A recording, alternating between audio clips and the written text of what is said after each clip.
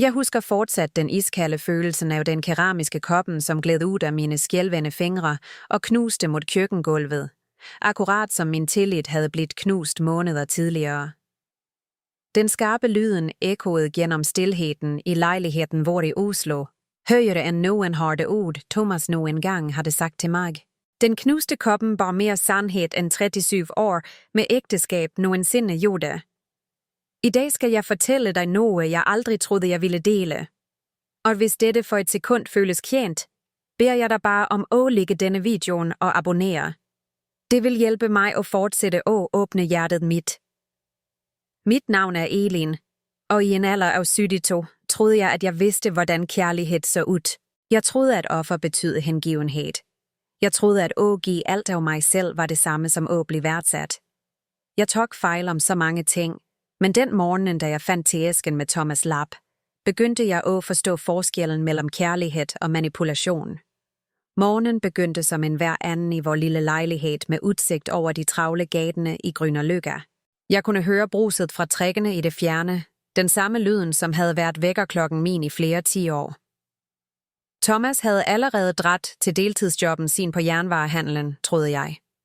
Han havde jobbet der siden han tidlig pensionerede se fra posten, selv om arbejdstimene hans så ud til at blive kortere hver måned, mens kravene hans til mig blev længere. Jeg tuslede ud på køkkenet i mine slidte tøfler, de med hul jeg stadig mente at erstatte, men aldrig syntes at have penge til længere. Det var da jeg så det. En liten hvid boks, som sat på vores skrabede bænkeplade, bundet med et blåt bånd, som havde set bedre dager. Ved siden af, en lapp i Thomas' velkendte skrift, du vil trænge dette alene. Hjertet mit gjorde det lille hoppet det plejede at gøre, da vi var kærester. Kanskje, tænkte jeg. Kanskje dette var hans måde at bede om undskyldning for de harde ordene fra kvælden før. Kanskje han endelig havde lagt mærke til, hvor tynd jeg havde blivet af stress. Hvordan hænderne mine skalv, når jeg tælte de få kronerne igen på vor fælles konto, som han på en eller anden måde altid så ud til at tømme raskere en jeg kunne fylde. Jeg løste op båndet med omsorg fra en, som havde lært at nyde små gæster, som havde trænet se til at finde mening i smuler, fordi festen havde blivet taget bort for længe siden. Inde, pakket ind i silkepapir, var en boks med kamillete, dyr te. Den typen, jeg plejede at købe til mig selv før hver krone blev en familieafgørelse. Før mine egne behov blev luksus, jeg ikke havde råd til. Ironien var ikke tabt på mig. Kamillete for afslapning, for fred, for søvn. Alle de tingene, som havde forladt mig, da Thomas' opførsel begyndte at ændre sig. Alle de tingene, jeg desperat trængte, men havde været for sliden til at bede om, for udslidt til at kræve. Men den lappen. Du vil trænge dette alene. Hvad betød det? Var dette hans måde at fortælle mig, at han forlod mig? Var dette forberedelse for noget, jeg ikke var klar til at møde? Tankene mine spændt gennem muligheder. Vær mere skræmmende end den forrige. Du skønner, at være alene var ikke noget, jeg vidste, hvordan jeg skulle gøre længere. Jeg havde tilbragt så mange år med at være alt for alle, at jeg havde glemt, hvem Elin var, når ingen så på. Jeg var Thomas' kone, ja, men mere end det. Jeg var hans omsorgsperson, hans økonomiske rådgiver, hans følelsesmæssige støtte, hans mor, når han trængte trøst, og hans slagsæk, når han trængte nogen at skylde på. Jeg var også omsorgsperson for hans far, Markus, som boede på et aldershjem i Bærum, som kostede mere end huslejen vor. En stolt mand på 87, som havde opdraget Thomas med den samme følelsesmæssige utilgængeligheden, som Thomas havde perfektioneret og vendt mod mig. Men Markus havde aldrig været slem, bare fjern. Og i det sidste, eftersom hukommelsen hans begyndte at svigte, havde han blivet næsten barnslig i sin sødme. Tyngden af at tage vare på begge mændene, af at håndtere deres behov, mens mine egne forsvandt, havde sagte knust mig. Som at blive begravet under lag af forpligtelse til jeg knapt kunne huske, hvordan solskin føltes på ansigtet mit. Stående på det køkkenet, holdende den boksen med te, følte jeg noget skifte ind i mig. Ikke hop nøjagtig, men en slags sliden nysgerrighed. Hvordan ville det føles at drikke te alene? Hvordan ville det føles at have noget bare for mig, selvom det kom med Thomas' forvirrende besked? Men først måtte jeg besøge Markus. Det var tirsdag, og tirsdager havde været vor dag de sidste 3 årene. Thomas plejede at komme med mig, men i det sidste havde han altid en undskyldning. For slitten, for optaget, for et eller andet.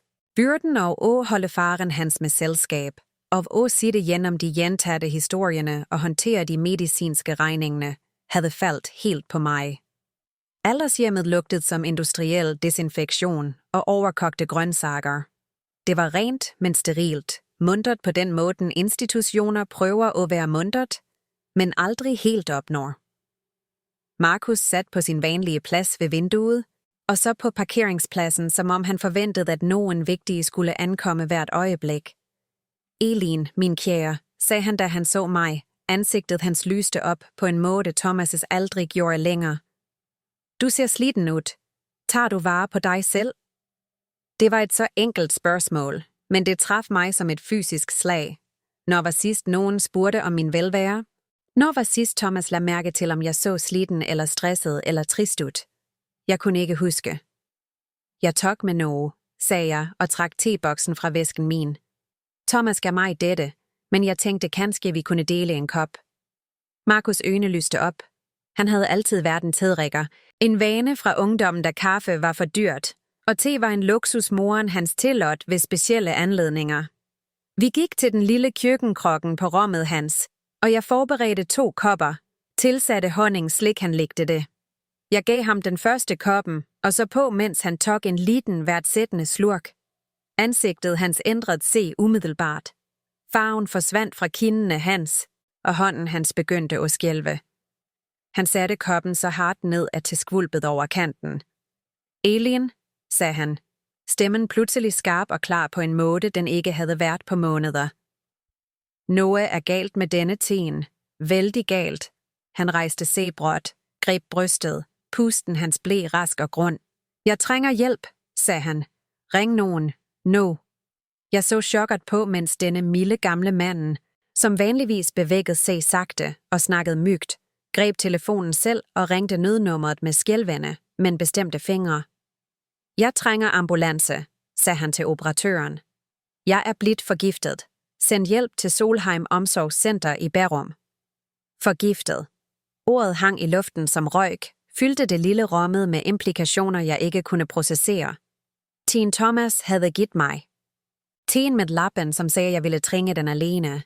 Teen, som havde fået Markus, inden sekunder efter at have smagt den, til at ringe efter nødhjælp. Paramedikerne ankom inden minutter, deres effektivitet både betryggende og skræmmende.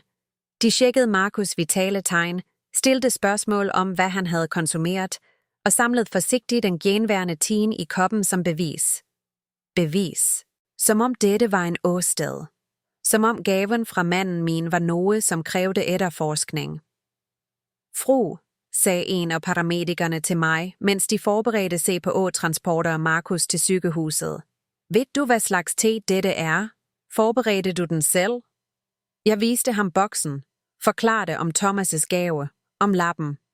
Jeg så udtrykket hans ændre sig, mens han undersøgte emballagen, så ham udveksle blik med partneren sin.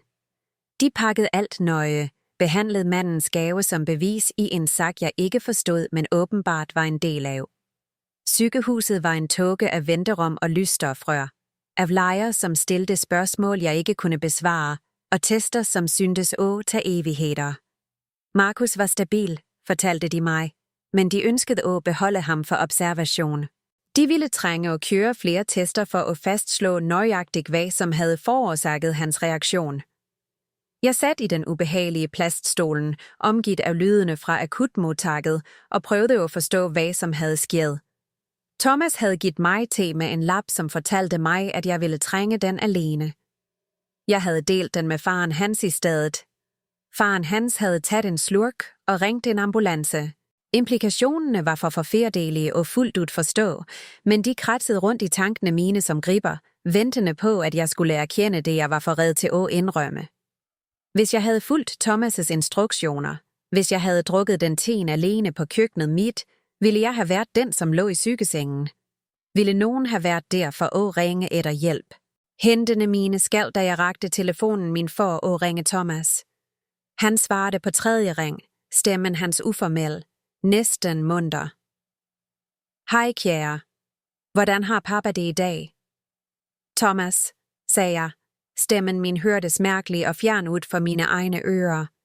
Faren din er på sygehuset. Stilheden i den andre enden af linjen strak se så længe, at jeg troede samtalen havde blivet brudt. Så, forsigtig, spurgte han. Hvad skete? Han drak lidt af den tin, du gav mig. Den med lappen. Han fik en reaktion og ringte selv en ambulance. En ny lang pause.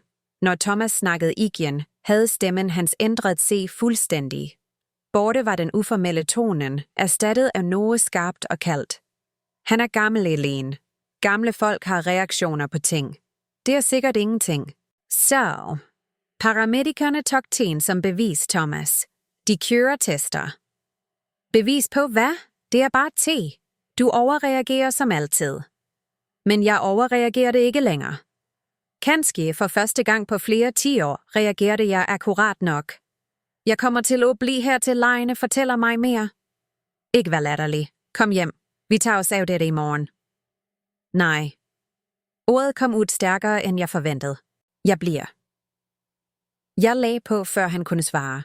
Og for første gang på mange år følte jeg mig ikke skyldig for at trodse ham. Jeg følte noget helt andet. Jeg følte mig vågen. De næste timerne forløb i en tåge af medicinske konsultationer og øgende vished om ting, jeg havde fornægtet i måneder.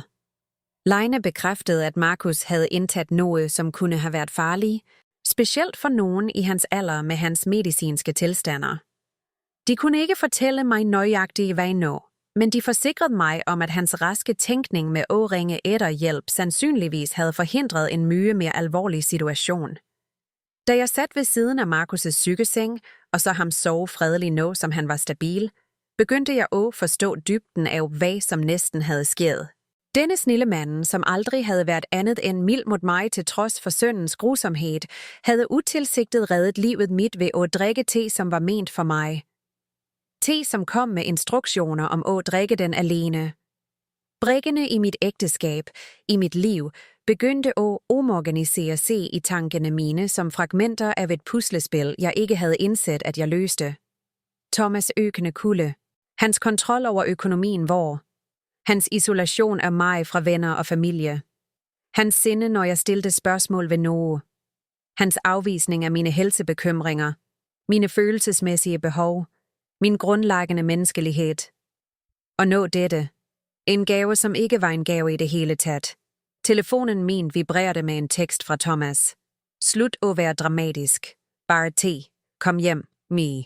Men jeg skulle ikke hjem. Ikke endnu. Kanskje aldrig. For første gang på flere 10 år havde jeg et valg at tage, som var helt mit eget, og jeg skulle tage mig tid til at gøre det rigtigt. Jeg tilbragte natten i den ubehagelige sygehusstolen, men jeg sov bedre, end jeg havde gjort på måneder. Da jeg vågnede, var Markus også vågen, og så på mig med klare, bekymrede øjne. Eileen, sagde han mygt, jeg må fortælle dig noget om sønnen min. De årene forandrede alt. Fordi i det sygehusrummet, med morgenlyset som strømmede gennem institutionelle vinduer, begyndte Markus at fortælle mig sandheder om Thomas, som jeg havde været for loyal, for håbefuld, for red til at se. Han fortalte mig om Thomas' barndom, om adfærdsmønstre, som gik tilbage flere 10 år, om måden Thomas havde behandlet sin mor, før hun døde, kontrollerende økonomien hendes og isolerede hende fra venner. Om hændelser, som Markus havde været vidne til, men været for svag, for afhængig af Thomas' omsorg, til at tage tak i. Jeg har været bekymret for dig længe, sagde Markus, stemme hans stabil og klar på en måde, den ikke havde været på måneder. Men jeg vidste ikke, hvordan jeg skulle hjælpe uden at gøre ting værre for dig. Hvorfor fortæller du mig dette nu? Spurgte jeg. Fordi den teen kunne have dræbt dig, Eileen. Og jeg tror ikke, det ville have været en ulykke. Sandheden traf mig som kaldt vand. Alt jeg havde prøvet at forklare bort, tilgive, forstå, gav pludselig skrækkelig mening. Thomas havde ikke blivet grusommere over tid. Han havde eskaleret. Og jeg havde været så optaget med at prøve at redde ægteskabet vort, så red for at være alene, at jeg næsten havde ladt ham ødelægge mig. Men Markus var ikke færdig. Han rakte ind i natbordet sit og tog frem en lille notatbog, Den typen, han brugte for at holde styr på medicinerne sine. Jeg har skrevet ned ting, sagde han. Da hukommelsen min begyndte at blive dårligere, blev jeg red for, at jeg skulle glemme vigtige ting, så jeg skrev ned alt, jeg kunne huske. Han gav mig notatbokken, og med skælvende hænder åbnede jeg den for at se sider og sider med Markus' omhyggelige håndskrift. Datoer, hændelser, samtaler han havde overhørt mellem Thomas og vennene hans. Planer, som involverede min livsforsikringspolice. Diskussioner om min uheldsudsatte natur. Kommentarer om, hvor mye lettere Thomas' liv ville være, hvis han ikke måtte tage se af en aldrende, krævende kone. Notatbokken malte et billede af forudmeditation, som fik blodet mit til at fryse. Dette var ikke et ægteskab, som havde gået galt. Dette var noget mye mørkere, mye mere kalkuleret. Og jeg havde levet i det, sovet ved siden af det, stolt på det med livet mit hver eneste dag. Hvad skal jeg gøre? Hviskede jeg, vægten af sandheden næsten for mye at bære. Du redder dig selv, sagde Markus enkelt. Slik du reddede mig i går ved at give mig den teen i stedet for at drikke den selv. Du redder dig selv, Elin, fordi ingen andre kan. Da jeg forlod sygehuset den eftermiddagen, var Markus stabil og planlagt for udskrivelse dagen efter. Lægene havde bekræftet, at det han havde indtaget faktisk var farligt, og politiet havde blivet varslet. Det ville blive en efterforskning. Det ville blive spørgsmål. Det ville blive konsekvenser. Men først, det ville blive en konfrontation. Jeg returnerede til lejligheden, hvor i Grünerløkka, med Markus' notatbog trygt pladseret i væsken min, og en klarhed, jeg ikke havde følt på år. De kendte lydene fra nabolaget, trækken som dundrede forbi, kioskejerne, som råbte til faste kunder, barna, som lekte i gårdspladsen, virkede både helt det samme og fuldstændig anderledes. Jeg var den samme Elin, som havde dræt den morgen, men jeg var også nogen helt nye. Nogen, som vidste sandheden. Nogen, som havde valg. Thomas ventede på mig i stuen. Ansigtet hans en forsigtig maske af bekymring og irritation. Endelig, sagde han, da jeg gik ind. Jeg begyndte at bekymre mig. Hvordan har gamlingen det? Han kommer til at blive bra, sagde jeg forsigtigt. Leine vil køre flere tester for at finde ud nøjagtigt, hvad som gjorde ham syg. Sikkert noget, han spiste der. Du ved, hvordan de stederne er. Lad os bare være taknemmelige for, at det ikke var alvorligt. Jeg studerede mandens ansigt, mens han snakkede. Lette etter tegn på manden, jeg engang elskede. Engang stolte på. Engang lovede at tilbringe livet mit med. Men alt jeg kunne se nå, var den forsigtige kalkulationen bag øjnene hans.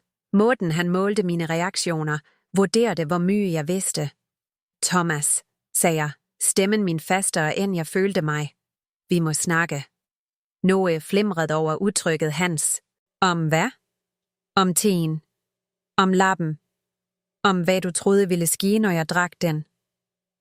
Masken gled af da bare for et øjeblik, men jeg så det. Jeg så glimt af sinde, af frygt, af noget kaldt og kalkulerende, som havde gemt sig bag ansigtet hans i hvem ved hvor længe. Jeg ved ikke, hvad du snakker om, sagde han. Det var bare Elin. Du er paranoid igen. Paranoid igen. Hvor mange gange havde han brugt det ord for at affeje mine bekymringer? For at få mig til at tvivle på mine egne opfatninger?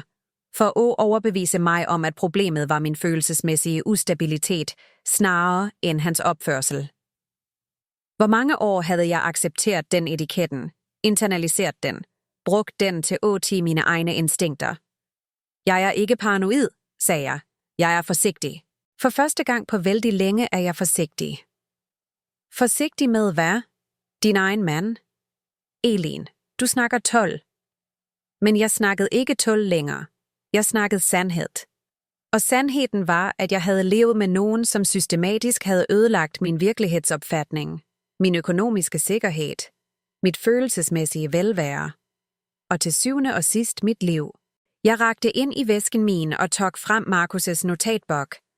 Thomas' øjne fæstede sig umiddelbart på den, og jeg så genkendelse der. Frygt.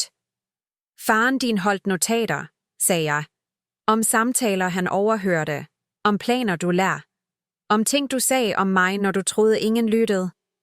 Forandringen i Thomas var umiddelbar og fuldstændig. Forstillelsen af bekymring forsvandt, erstattet af noget stygt og kendt. Dette var manden, jeg havde levet med hele tiden. Den, som kom frem, når han troede, han var tryg, når han troede, jeg var for nedbrudt til at kæmpe tilbage. Du aner ikke, hvad du snakker om, sagde han, stemmen lav og farlig. Og det gør ikke den senile gamle manden heller. Giv mig den notatbokken.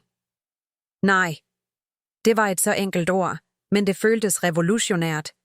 Jeg havde sagt nej til manden min, og verden havde ikke gått under. Jeg stod fortsat. Jeg pustede fortsat. Jeg var fortsat mig. Elin.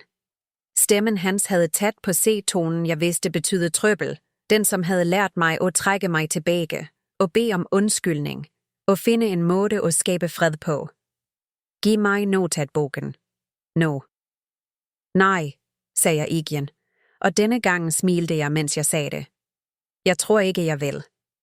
Det, som fulgte, var den styggeste samtalen i vort ægteskab, og med tanke på, hvad vort ægteskab havde blivet, siger det mye. Thomas truede, manipulerede og raste.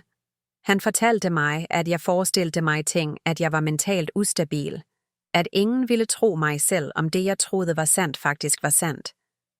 Han mindede mig på, at jeg ikke havde noget sted at gå. Ingen penge af mine egne. Ingen venner, som ville tage mig ind. Han havde ret om det meste af det. Gennem årene havde han systematisk isoleret mig fra mine støttesystemer, kontrolleret økonomien vor så tæt, at jeg ikke havde uafhængige ressourcer, og overbevist mig om, at jeg var så skadet og vanskelig, at ingen andre ville ønske at håndtere mig. Men han tog fejl om én ting. Jeg havde et sted at gå. Fru Nielsen ved siden af tilbød se og lade mig bo hos hende, hvis jeg nogen gang trængte det, sagde jeg. Thomas' ansigt forvridede se af raseri. Den gamle nysgerrige Kjeringa, hun kender dig ikke engang. Hun er bare høflig. Men fru Nielsen kendte mig. Hun havde set på, bekymret, i måneder, mens jeg havde blivet tyndere og mere red. Hun havde gjort små venlighedsgæster, som jeg havde været for skamfuld til at acceptere. Hun havde været den første personen på flere år, som havde spurgt, om jeg havde det bra, og faktisk ventet på et ærligt svar. Jeg drar, Thomas, sagde jeg. I kvæld. Og jeg tager farens din notatbog med mig. Du kan ikke dra. Du har ingenting. Du er ingenting uden mig. I så mange år havde jeg troet, at det var sandt. Men siddende i den sygehusstolen, og så Markus sove fredeligt etter næsten at have blivet forgiftet af sønnens gave til mig, indså jeg noget vigtigt. At være ingenting uden Thomas var bedre end at være død med ham. Jeg pakkede en enkelt bag, mens han fulgte etter mig rundt i lejligheden, vekslet mellem trusler og løfter. Han ville ændre sig, sagde han. Han ville få hjælp. T-hændelsen var en misforståelse, som havde blivet blåst ud af proportioner. Hvis jeg bare ville roe mig ned og tænke rationelt, kunne vi ordne op i dette. Men jeg tænkte rationelt for første gang på år. Rationelt nok til at forstå, at en mand, som ville forgifte konas te og efterlade hende en lap, som fortalte hende, at hun ville trænge den alene, ikke var nogen, som kom til at ændre sig, fordi hun bar pænt en gang til.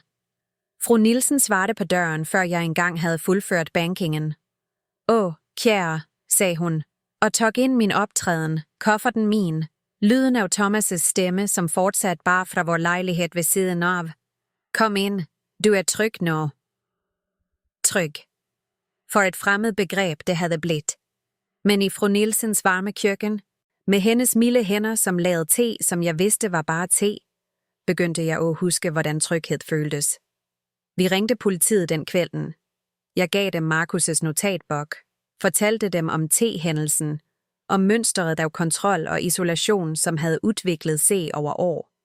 De lyttede alvorligt, tog notater, forsikrede mig om, at de ville efterforske grundigt. Men det virkelige arbejde, vidste jeg, ville være mit at gøre. Næste morgen ringte jeg en advokat. Ikke hvilken som helst advokat, men en, som specialiserede sig på ældreomsorg og vold i nære relationer. Fru Nielsen havde fundet navnet hendes gennem kirkens netværk, og hun havde gået med på at møde mig den eftermiddagen. Kontoret hendes var lite, men komfortabelt, fyldt med den typen varme, professionel selvtillid, som kommer fra at hjælpe folk med at bygge op livene sine igen. Hun lyttede til historien min uden at dømme, stillede gennemtænkte spørgsmål, og hjalp mig at forstå, at det, jeg havde oplevet, havde et navn. vold i nære relationer, økonomisk misbrug, følelsesmæssig manipulation og drabsforsøg. Elin, sagde hun forsigtigt, du forstår, at det som næsten skete med dig er en forbrydelse, ikke sandt? Ikke bare et dårligt ægteskab eller en misforståelse, men en faktisk forbrydelse, som kunne have dræbt dig. Jeg forstod det intellektuelt, men følelsesmæssigt holdt jeg fortsat på at tage igen med virkeligheden af situationen min. Det er en ting at vide, at manden din ikke elsker dig. Det er en helt anden ting at opdage, at han aktivt har planlagt din død. Hvad sker nu? Spurgte jeg. Nu beskytter vi dig. Vi dokumenterer alt. Vi sørger for, at du har tilgang til dine egne ressourcer. Og vi forbereder os på det faktum, at Thomas ikke vil acceptere dette stille. Hun havde ret i det. De næste dagene, et af hvert som nyhederne om efterforskningen spredte sig, lancerede Thomas en kampagne for at diskreditere mig, som var både forudsigbar og ødelæggende. Han fortalte til alle, som ville lytte, at jeg havde et slags mentalt sammenbrud, at jeg var vrangforestillet og paranoid, at jeg havde været følelsesmæssigt ustabil i årevis, og at han havde beskyttet mig mod mig selv. Han producerede medicinske journaler fra tidligere år, da jeg havde blivet behandlet for depression og angst, praktisk talt udeladt konteksten, at de tilstandene havde udviklet sig og forværret sig i direkte korrelation til hans behandling af mig. Han viste folk medicinene, jeg tog, terapitimer, jeg havde deltaget på, tiderne, jeg havde virket forvirret eller følelsesmæssigt i offentligheden. Karakterdrabet var grundigt og effektivt. Venner, jeg troede, jeg havde. Naboer, som havde virket sympatiske. Til og med nogle medlemmer af Thomas' familie, som havde været vidne til hans opførsel med egne øjne, begyndte at distancere sig fra mig.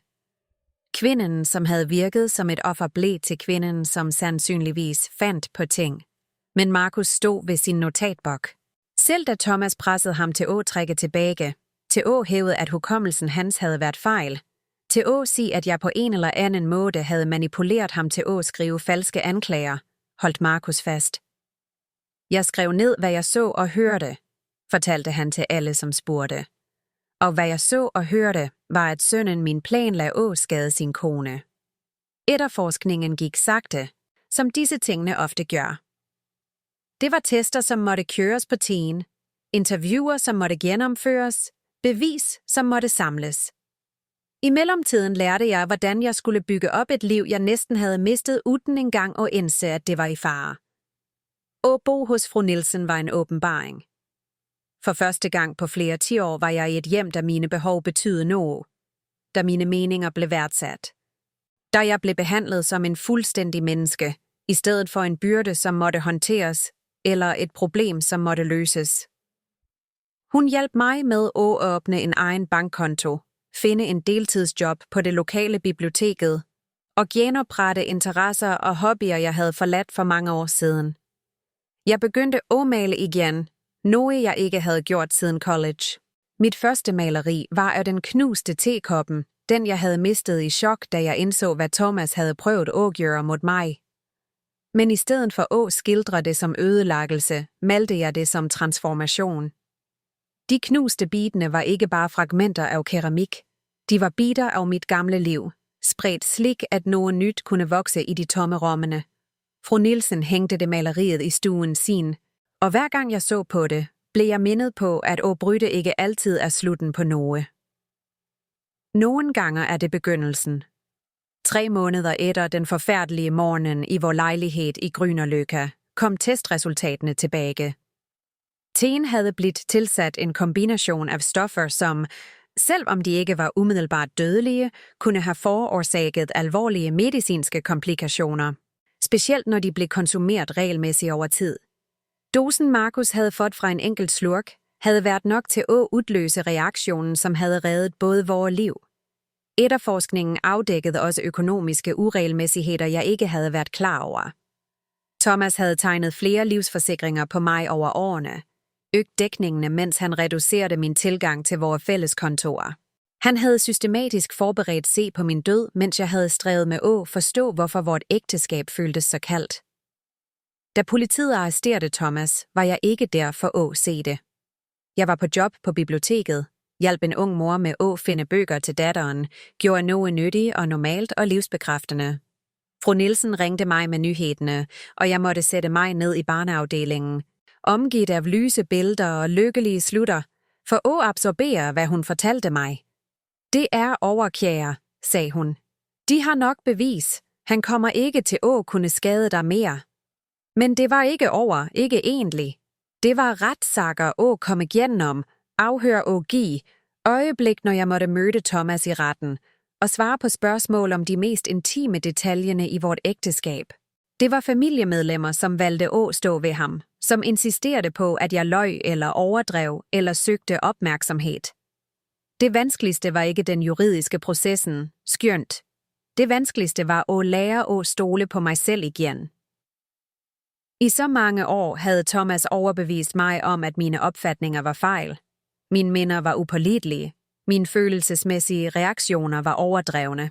Selv med alle bevisene, selv med Markus' bekræftelse, selv med politiets efterforskning, som bekræftede mine værste frygter, tog jeg mig fortsat i at lure på, om jeg på en eller anden måde havde misforstået, om jeg på en eller anden måde gjorde en større sak ud af dette, end det egentlig var. Men så ville jeg huske udtrykket i Markus' ansigt, da han smagte den tin. Jeg ville huske paramedikernes forsigtige håndtering af bevisene. Jeg ville huske advokatens alvorlige udtryk, da hun forklarede de potentielle konsekvenserne af hvad, som havde blivet planlagt for mig. Og jeg ville vide med absolut sikkerhed, at det at stole på mig selv havde reddet livet mit. Retssagen var en mediebegivenhed. Den typen historie, som fanger offentlig opmærksomhed, fordi den virker så vanlig på overfladen og så skrækkelig under. Hengiven kone næsten forgiftet af ægtemandens tegave, læste overskrifterne. Oslo-mand anklaget for at forsøge at myrde kone med urtete. Jeg hatede opmærksomheden. Hatede at have de mest private detaljerne i vort ægteskab undersøgt offentligt. Hatede at blive reduceret til avisoverskrifter og tv-soundbites. Men jeg forstod også, at historien min havde været i utover min egen oplevelse. Hvor mange andre kvinder levede i ægteskab, som føltes kalde og kontrollerende, men så normale ud fra udsiden. Hvor mange andre mennesker blev fortalt, at de var for følsomme, for følelsesmæssige, for paranoide, når de faktisk reagerede passende på reel fare. Brevene, jeg modtog under retssagen, bekræftede, hvad jeg havde mistænkt. Hundredvis af kvinder, og nogen mænd, skrev til mig for at fortælle om sine egne historier om vold i nære relationer, som havde eskaleret sagte, subtilt, på måder, som var vanskelige at navngive eller bevise. De takkede mig for, at jeg talte offentligt om, hvad jeg havde oplevet, for at hjælpe dem at forstå, at deres egne situationer kanskje var farligere, end de havde skjønt. Thomas blev dømt for flere anklager, drabsforsøg, ældreomsorgssvigt, bedrageri og vold i nære relationer. Dommeren idømte ham 25 års fængsel, med henvisning til, at forudmeditationen involveret i sagen gjorde den specielt alvorlig. Herr Thoresen, sagde dommeren, du isolerede systematisk, kontrollerede og forsøgte at myrde en kvinde, som havde viet sit liv til at tage vare på dig og din familie. Tillidsbruddet i denne sagen er dybt og forstyrrende. Jeg følte mig ikke sejrfuld, da dommen blev læst. Jeg følte mig lettet, absolut, og bekræftet på måder, som var vigtige for min helbredelse. Men mest af alt følte jeg mig sliten. Sliten etter år med at leve i frygt, jeg ikke helt havde erkendt. Sliten etter måneder med retsprocesser. Sliten etter at ha måttet konstant forsvare min version av virkeligheten mot folk som foretrak Thomas' mer komfortable løgner. Markus, som havde vitnet på mine vegne til trods for sønnens pres, kom for at bo hos fru Nielsen og mig etter retssaken. Hans aldershjem havde blivet ubehagelig for ham, når rygtet spredte sig om, hvad han havde gjort, for at hjælpe med at dømme sin egen søn. Men han udtrykte aldrig anger over sit valg. Familie betyder ikke, at du beskytter folk, når de gør galt, fortalte han mig en kvæld, mens vi satte på fru Nielsens veranda, og så nabolaget kom til liv med lydene af barn, som lekte og naboer, som kom hjem fra job. Familie betyder, at du gør det rette, selv når det er vanskeligt. Specielt når det er vanskeligt. At bo med både fru Nielsen og Markus skabte en uventet familiestruktur, En, som er baseret på gensidig omsorg og respekt i stedet for forpligtelse og frygt. Vi havde alle vores rutiner og ansvar, men det var plads til alles behov, rum for alles menneskelighed. Det var første gang i mit voksne liv, at jeg boede i et hjem, der konflikter blev håndteret med samtale i stedet for manipulation, da uenigheder ikke resulterede i dager med stilhed eller følelsesmæssig straf. Jeg fortsatte at jobbe på biblioteket, og over tid blev jeg forfremmet til en stilling, som hjælper med voksenoplæringsprogrammer. Det var noget dybt tilfredsstillende med at hjælpe folk at lære at læse og afkode symboler, som havde virket mystiske, og forvandle dem til forståelse. Det føltes knyttet til min egen proces med at lære at læse tegnene i mit eget liv, og afkode meldingerne, som havde været gemt i fuld åsyn i så mange år. Malingen min udviklede sig også. Efter det første knuste tekoppen, begyndte jeg at skabe en serie, jeg kaldte Brydepunkt. Hvert maleri skildrede et øjeblik af ødelæggelse, som også var et øjeblik af frigøring. En fugl, som bryder ud af sit bur. En blomst, som presser gennem beton. En kvinde, som træder ud af et hus, som også er et fængsel. Fru Nielsen overtalte mig til at vise arbejdet mit på en lokal kunstmesse, og til min overraskelse blev flere stykker solgt. Køberne var for det meste kvinder, for det meste ældre, og mange af dem blev igen for at fortælle mig, hvordan malerierne snakkede til deres egne erfaringer med at bryde fri fra situationer, som sagte havde ødelagt dem. Du gør trauma vakkert, fortalte en kvinde mig efter at have købt tekopmaleriet. Ikke pænt, men vakkert, som om det er mening i bruddet. Den kommentaren blev hos mig, fordi den fangede noget vigtigt af, hvad jeg havde lært. Det var mening i bruddet, men bare hvis du overlevede det. Bare hvis du var i stand til at trække dig tilbage og se sprækkene ikke som skade, men som steder, hvor lys kunne slippe ind. Et år efter Thomas' domfældelse modtog jeg en uventet besøgende. Hans søster, Mette, som havde vidnet for forsvaret under retssagen, dukkede op på fru Nielsens dør en eftermiddag og så ældre og mere skør ud, end jeg huskede. Jeg skylder dig en undskyldning, sagde hun, da jeg inviterede hende ind på te. Ægte te, tryg te, den typen, som kommer med ægte omsorg i stedet for skjulte agendaer. Jeg vil ikke tro, hvad du sagde om Thomas. Han er lillebroren min, og jeg har beskyttet ham hele livet. Men jeg har tænkt på ting, du sagde under retssagen. Husket samtaler anderledes. Hun fortalte mig om hændelser fra deres barndom, som hun havde affejet eller glemt. Adfærdsmønstre, som havde virket mindre den gangen, men nu fremstod mere skræmmende i kontekst. Hun snakkede om Thomas' første kone, som havde død i det, som blev vurderet som et uheld, da hun faldt ned trappen. Den gangen havde Mette troet, at Thomas' raske giftemål med mig var bevis på hans vanskeligheder med at håndtere sorg. Nu lurte hun på, om det havde været bevis på noget helt andet. Jeg tror, jeg har beskyttet nogen, som ikke fortjener beskyttelse, sagde hun. Og jeg tror, jeg har undladt at beskytte nogen, som gjorde det. Undskyldningen var meningsfuld, men det, som var mere meningsfuldt, var anerkendelsen af, at jeg ikke havde taget fejl om min egen oplevelse. At virkeligheden, jeg havde levet gennem, havde været ægte, selv når folk, som burde have vidst bedre, valgte at ikke se det. Mette bragte nyheder om Thomas' familie. De fleste havde brudt bånd med ham efter retssaken. Hans voksne barn fra første ægteskab havde ændret navn og flyttet tværs over landet. Hans bror havde offentligt taget afstand fra ham. Netværket af mennesker, som havde muliggjort og beskyttet ham i så mange år, havde endelig blivet tvunget til at konfrontere sandheden om, hvem han var. Han skriver brev fra fængslet, fortalte Mette mig. Fortsat hævder han, at du på en eller anden måde orkestrerede alt dette, at du manipulerede pappa og lurte alle. Han kommer aldrig til at tage ansvar for, hvad han gjorde. Jeg var ikke overrasket. Folk, som bruger livet sit på at manipulere andre, udvikler sjældent evnen til genuin selvreflektion. Men hans fortsatte benægtelse havde ikke længere magten til at få mig til at tvivle på mig selv. Sandheden havde blivet fastslået i retten, bekræftet av bevis, valideret av en jury. Hans version av virkeligheten var ikke længere relevant for mitt liv. 2 år efter den morgonen, da jeg fandt teæsken på køkkenet vårt, tog jeg en beslutning som ville ha været utænkelig under mit ægteskab. Jeg drog på en tur til Lofoten, noget jeg havde drømt om at gøre siden jeg var ung kvinde, men aldrig havde klart at arrangere eller have råd til. Thomas havde altid fundet grunder til at slikke ture var upraktiske, for dyre, for komplicerede for nogen som mig at håndtere alene. Men jeg var ikke nogen som mig længere. Jeg var nogen, som havde overlevet drabsforsøg, vidnet i retten, bygget op livet sit fra bunden af, og lært at stole på sin egen dømmekraft. Jeg var nogen, som absolut kunne håndtere en tur til Lofoten alene. Turen var alt, jeg havde forestillet mig og mere.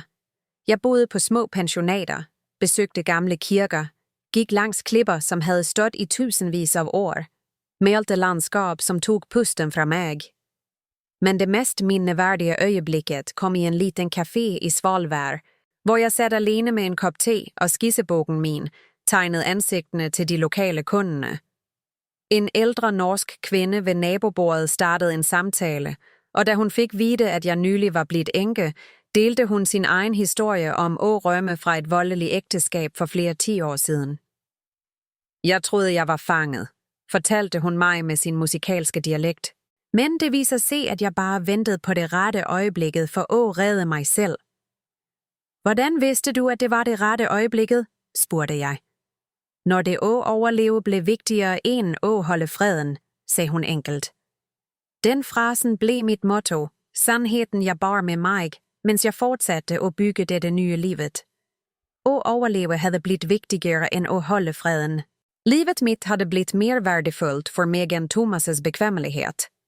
Min virkelighed havde blivet mere pålitelig end hans version av händelser. Jeg kom tilbage fra Lofoten med en dybere forståelse av mig selv som nogen, som hørte hjemme i verden, som havde ret til at tage op plads, som havde været uafhængig af sin nytte for andre. Malerierne jeg skabte fra den turen var forskellige fra min brydepunktserie. De var lettere, mere håbefulde, fyldt med den slags skønhed, som kommer fra at se verden gennem øjne, som endelig er fri. Markus fejrede sin 91. bursdag, mens jeg var borte, og fru Nielsen organiserede en liten fest for ham med naboer fra vor blok. Da jeg kom tilbage, viste han mig bildene, og jeg blev slået af, hvor lykkelig han så ud. For en mand, som havde tilbragt år med at gå på æggeskal rundt sin søn, som havde været økonomisk afhængig af nogen, som systematisk havde misbrugt svigerdatteren sin, havde han fundet en slags fred i sine sidste år, som havde virket umulig, da jeg først mødte ham. Angrer du nogen gang? Spurgte jeg ham en kvæld. Og vidne mod Thomas, hjælpe med at sætte ham i fængsel. Markus var stille et langt øjeblik, så ud på hagen fru Nielsen havde plantet i bakgården sin. Jeg angrer på, at det tog mig så lang tid at se, hvad som skete, sagde han til slut. Jeg angrer på, at jeg var for red for at miste hjemmet mit til at tale op tidligere. Men jeg angrer ikke på at fortælle sandheden, når det endelig betyder noget. Den tin var ment at dræbe dig, Elin, og du reddede livet mit ved at give den til mig i stedet. Det var sandt, selvom jeg ikke havde tænkt på det slik før. Ved at følge min instinkt for at dele Thomas' gave i stedet for at beholde den for mig selv. Ved at vælge forbindelse over isolation selv i det lille øjeblikket, havde jeg uvidende skabt omstændighederne, som ville redde os begge. Den 3. årsdagen for min frihed, som jeg havde begyndt at tænke på det, ankom på en kølig oktobermorgen. Fru Nielsen var på sit køkken og lavede pandekakker. Markus læste avisen i sin favoritstol, og jeg gjorde mig klar til at dra til jobben på biblioteket. Det var en vanlig morgen på den bedst mulige måde, fyldt med den slags rutinemæssige, hjemlige lykke, jeg aldrig havde oplevet før. Telefonen min ringte, mens jeg gjorde mig klar til at dra. Opringer-ID'en viste navnet til Thomas' advokat, og et øjeblik steg min gamle angst. Selv efter al denne tiden, selv med Thomas trygt i fængsel, kunne kontakt fra hans juridiske team fortsat udløse frygtresponsen, jeg havde båret i så mange år. Men jeg svarede på samtalen med faste hænder og en klar stemme. Hallo, dette er Elin. Fru Thorsen, dette er David Larsen fra advokatkontoret Larsen og Partnere. Jeg ringer for at informere dig om, at Thomas Thorsen døde i går kvæld på fængslet, hvor han sonede sin dom. Nyheden traf mig på måder, jeg ikke havde forventet. Lettelse, absolut. Den absolute garantien om, at han aldrig kunne skade mig igen, var velkommen. Men også en mærkelig form for tristhed. Ikke for manden, som havde forsøgt at dræbe mig, men for manden, jeg engang havde troet, han var. Manden, jeg havde giftet mig med, som kanskje havde eksisteret engang, men havde blitt konsumeret af noget mørkere over årene. Hvad skete? spurgte jeg. Naturlige årsager ifølge retsmedicineren. Et hjerteinfarkt. Han var alene i cellen, når det skete. Alene. Efter et liv med at trænge og kontrollere og manipulere andre, havde Thomas død alene. Det var en slags poetisk retfærdighed i det, men det fik mig også til at være taknemmelig for de valgene, jeg havde taget. Jeg havde valgt forbindelse over isolation, sandhed over behagelige løgner, overlevelse over at holde freden. Og jeg var omgivet af mennesker, som genuint brydde sig om mig, som værdsatte min velvære, som aldrig ville lade mig være alene med fare forklædt som omsorg. Begravelsen var liten og vanskelig. Nogen forgenværende familiemedlemmer deltog, for det meste af pligt snarere end sorg. Jeg gik også, selvom fru Nielsen og Markus begge stillede spørgsmål ved, om det var en god idé for min følelsesmæssige helse. Jeg trænger at se det ende, fortalte jeg dem. Jeg trænger at vide, at dette kapitlet i mit liv er helt lukket. Stående ved graven, lyttende til en præst, som aldrig havde kendt Thomas levere generiske ord om nåde og tilgivelse, følte jeg en endelighed, jeg ikke havde forventet. Denne manden havde formet så mye af mit voksne liv, havde næsten afsluttet det helt, og nu var han bare borte. Reducer til en trækiste og en gravstein, som ingen ville besøge med ægte sorg. Men jeg var fortsat her. Fortsat pustende, fortsat voksende, fortsat skabende, fortsat lærende, fortsat omgivet af mennesker, som så min værdi, som fejrede min overlevelse, som forstod, at kærlighed aldrig skulle kræve at sætte livet dit i fare. Efter ceremonien nærmede Mette mig en sidste gang. Jeg ved, dette er rart, sagde hun, men tak for, at du overlevede ham. Tak for, at du var stærkere, end han var. Tak for, at du sørgede for, at sandheden kom frem. Jeg klemte hende da, denne kvinden, som havde beskyttet nogen, som ikke fortjente beskyttelse, og undladt at beskytte nogen, som gjorde det, fordi jeg forstod, at hun havde været fanget i det samme nettet af manipulation og kontrol, som næsten havde ødelagt mig. Forskellen var, at jeg havde fundet en vej ud, og hun lærte fortsat at leve med konsekvenserne af at bruge for lang tid på at se klart. Den kvelden, tilbage i hjemmet, jeg havde bygget med fru Nielsen og Markus, satte jeg mig ned for at skrive i dagbogen, jeg havde ført siden retssagen. En optegnelse af mine tanker og følelser, mens jeg byggede op livet mit igen, en måde og processer omfanget af, hvad jeg havde overlevet og hvad jeg havde lært. Thomas er død, skrev jeg. Og jeg er mere levende, end jeg nogen gang har været. Det var sandt. I at forsøge at dræbe mig, havde han paradoksalt givet mig livet. Ægte liv, autentisk liv. Liv levet på mine egne præmisser med mennesker, som værdsatte mig for hvem jeg faktisk var, i stedet for hvad jeg kunne give dem. Jeg havde lært at male igen, at stole på mine egne opfatninger, at sætte grænser, at bede om hjælp, at tro, at mine behov betyder noget. Jeg havde lært forskellen mellem kærlighed og kontrol, mellem omsorg og manipulation, mellem familie og mennesker, som deler dit DNA, men ikke deler dine værdier. Vigtigst af alt havde jeg lært, at det aldrig er for sent at redde dig selv. I en alder af 72 år havde jeg startet helt på nyt. Jeg havde bygget nye forhold, udviklet nye færdigheder, opdaget deler af mig selv, jeg havde glemt eksisterede.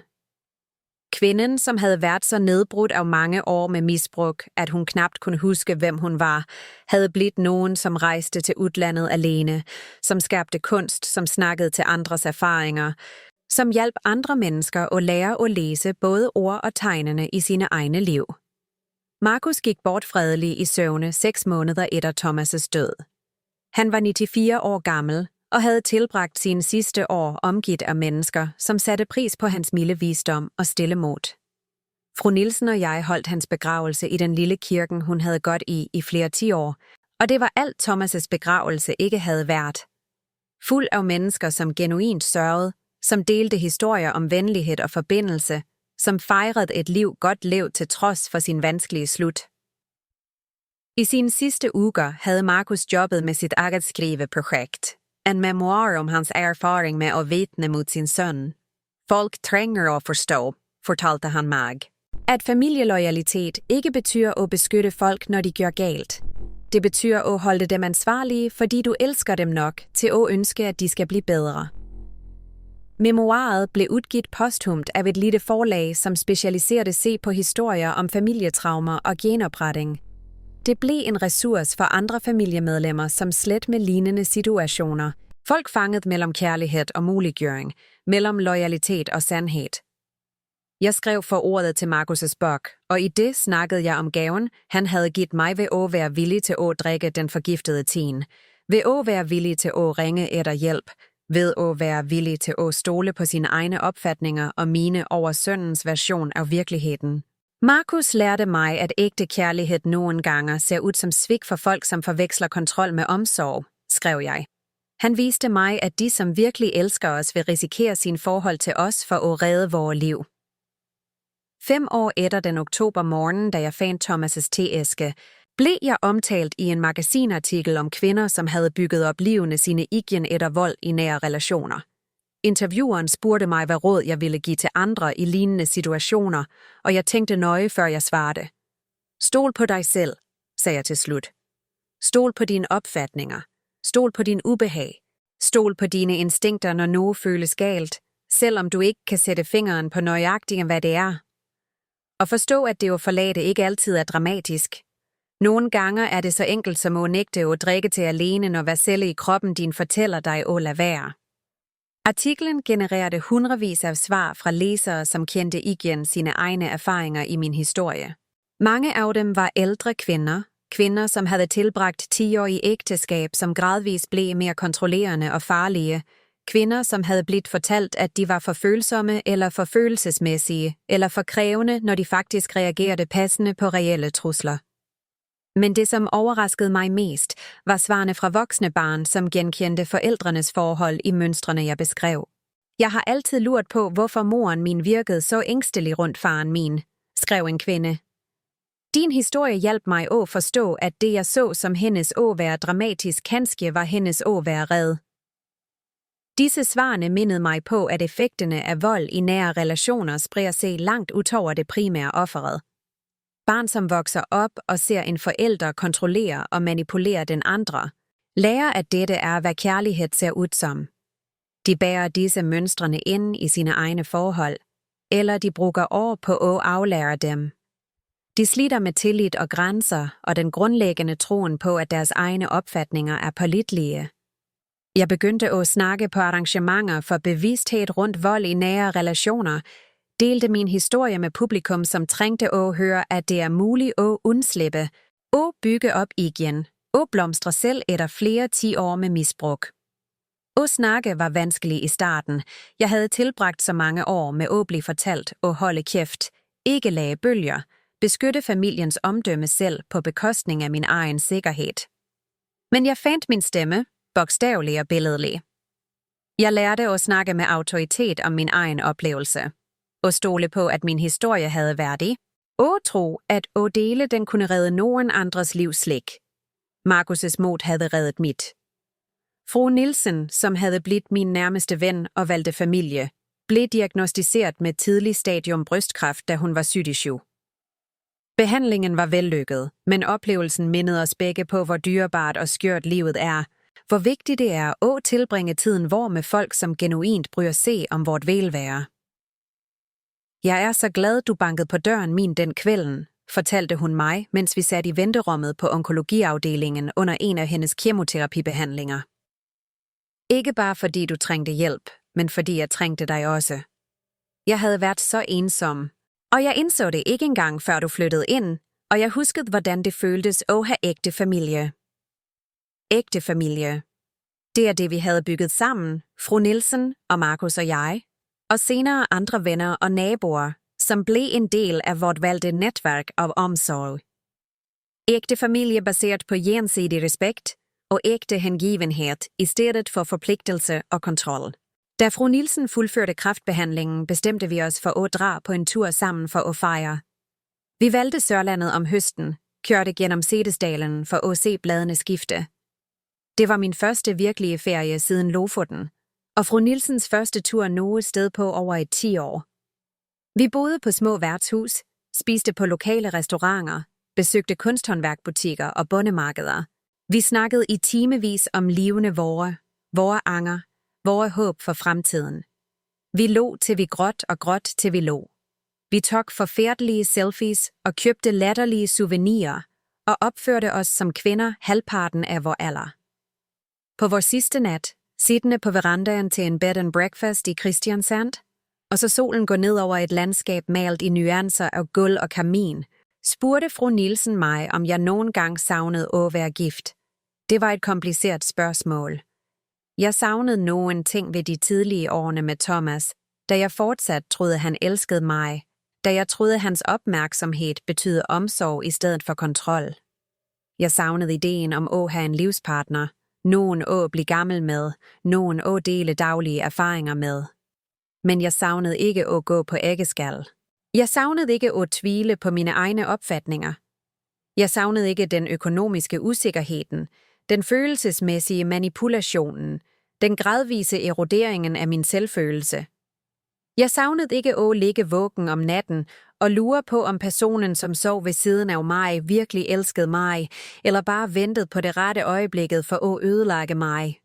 Jeg savner ideen om ægteskab, fortalte jeg hende. Men jeg savner ikke mit ægteskab. Det er en forskel. Ville du nogen gang prøve igen? Spurgte hun. Hvis du mødte nogen, mener jeg. Nogen anderledes. Jeg vurderede spørgsmålet seriøst.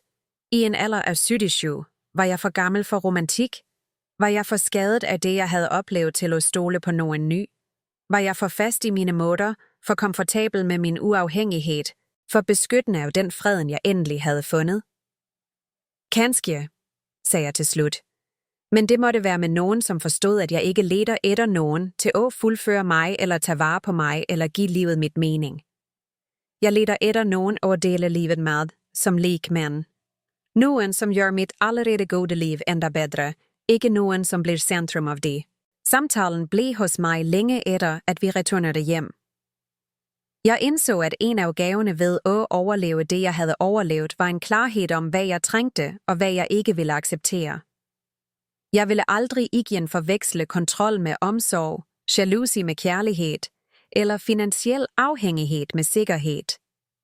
Jeg ville aldrig igen tige mine egne instinkter for at holde nogen andre komfortable. Men jeg var også åben for forbindelse på måder, jeg ikke havde været i de tidlige årene af min genopbygning. Jeg havde bevist for mig selv, at jeg kunne være alene uden at være ensom, at jeg kunne bygge et fuldt og meningsfyldt liv uden en romantisk partner. Den tilliden gjorde muligheden for partnerskab føles mindre desperat og mere valgfri. 6 måneder senere mødte jeg David på et malerkurs, jeg tog på Folkeuniversitetet. Han var enkemand, en pensioneret lærer, som havde begyndt at male efter konas død som en måde at bearbejde sorgen. Han var mild og morsom og genuint interesseret i arbejdet mit, tankerne mine, oplevelserne mine. Vi blev venner først, malepartnere, som mødtes for kaffe efter timen, og efter hvert begyndte at tage dagsture til kunstmuseer og lokale gallerier. Han vidste om min fortid, ikke alle detaljerne i starten, men de grundlæggende fakta om, hvad jeg havde overlevet. Hans respons var alt, jeg havde håbet på, og ingenting, jeg havde forventet under mit ægteskab. Jeg er så lei mig for, at det skete med dig, sagde han enkelt. Og jeg er så glad, du kom dig ud. Ingen spørgsmål om, hvorvidt jeg havde provoceret Thomas' opførsel. Ingen forslag om, at jeg burde have forladt tidligere, eller burde have vidst bedre. Ingen forsøg på at minimere det, jeg havde oplevet, eller få mig raskt forbi traumet, for at fokusere på lykkeligere ting.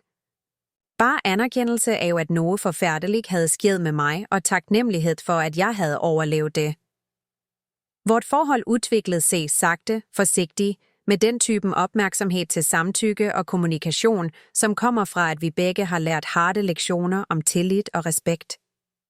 Da han bad mig ud på middag, gjorde han det klart, at det var en date, og spurgte, om det var noget, jeg ønskede. Da jeg nølte, bekymret for implikationerne, forsikrede han mig om, at svaret mit ikke ville ændre vort venskab uanset. Da vi endelig kyssede, 6 måneder efter den første middagdaten, gråd jeg.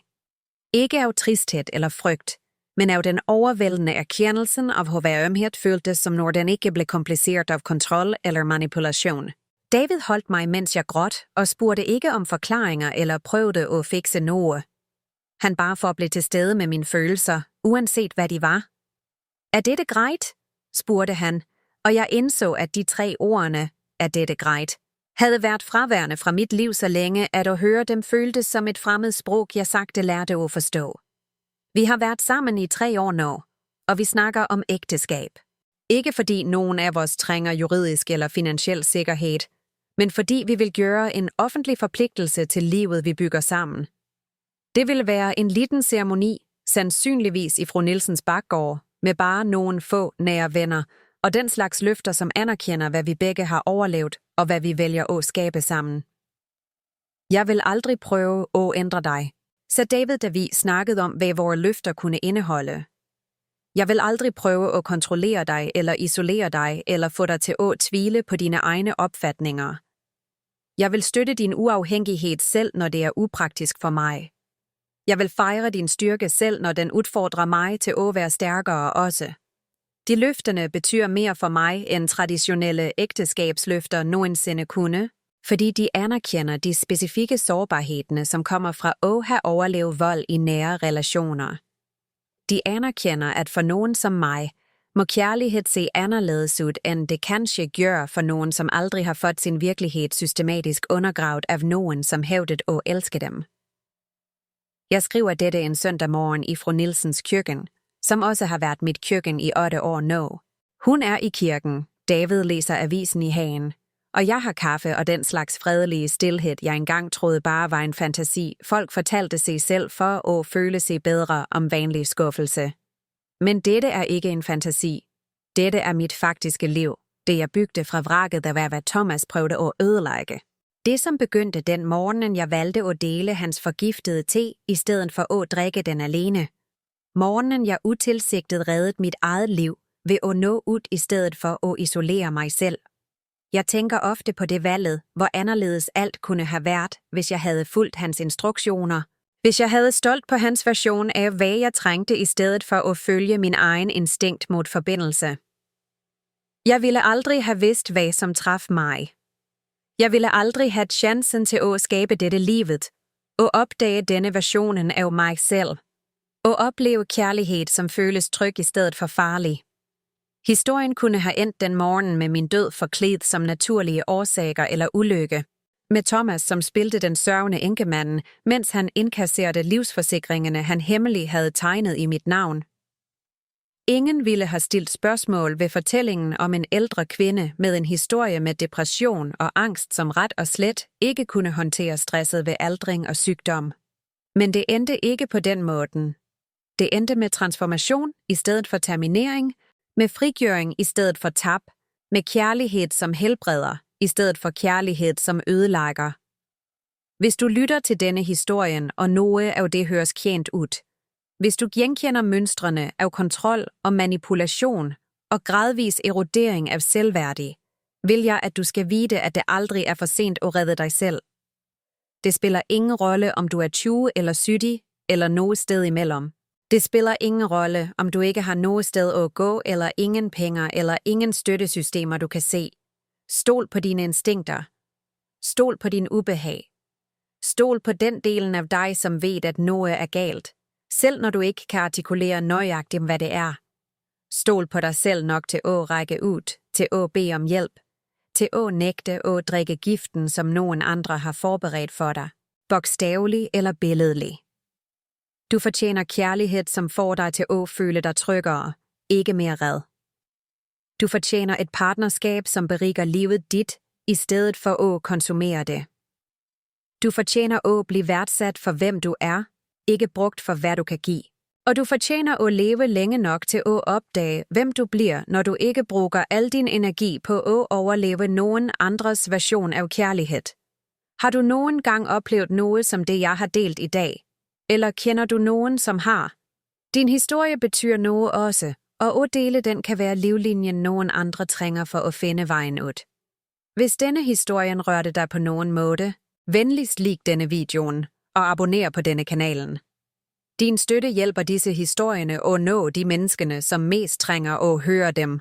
Og husk, Det er aldrig for sent at vælge overlevelse frem for at holde freden. Det er aldrig for sent at redde dig selv. Tak for, at du lyttede til mit hjerte. Tak for, at du vidnede om min sandhed. Tak for, at du hjælper mig at gøre min overlevelse til noget, som kanskje kan hjælpe andre at overleve os.